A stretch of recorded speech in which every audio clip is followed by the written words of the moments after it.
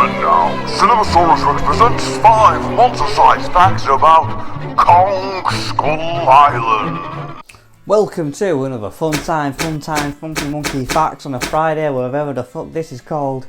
Here's 5 fun time Friday facts about Kong Skull Island. Let's start off with a bit of controversy. Jordan Vogt-Roberts starred and appeared in the YouTube series Honest Trailers, where they generally, if you don't know Honest Trailers, they kind of get films, kind of poke fun, and for the most part it's kind of light-hearted. Yeah, they do point out flaws and stuff, but it's in good nature. They're not opposed to cinema. Whereas Jordan Vogt-Roberts himself went on kind of a bit of a Twitter rampage against the YouTube place CinemaSins.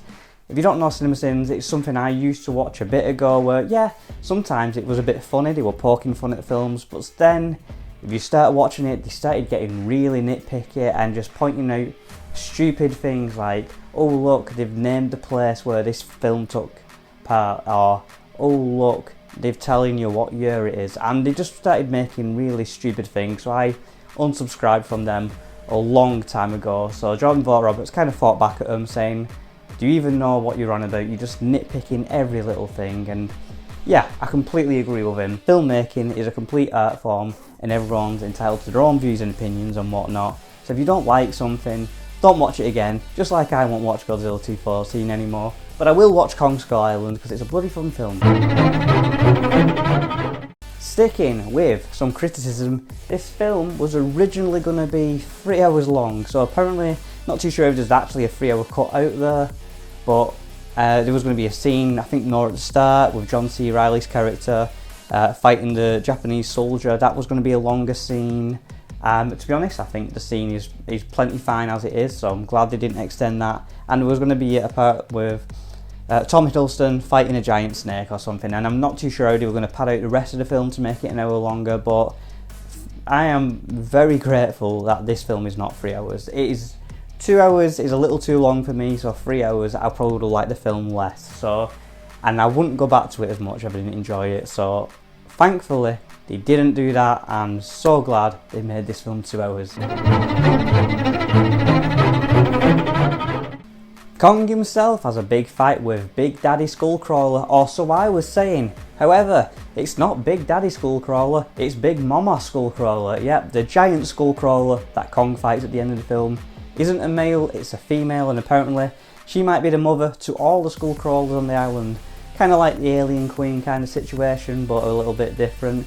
Which kind of means, for 3 films on the trot in the Monsterverse, we have a giant female kaiju. We have the Muto female, then we've got this one, the Skullcrawler, and then in the next film we've got Mothra. So, with all these run of female kaiju, maybe the next Monsterverse film, maybe we could have a tease from Biollante? Who knows? Let's be honest, probably not. But hey, you can always hope. Let's talk box office. Kong Skull Island is now the financially most successful King Kong film ever made. It's the biggest success at the box office, despite the fact it not being a traditional King Kong film as such, which shows you King Kong is just a massive draw. Godzilla just can't touch him when it comes to the box office. King Kong is just money.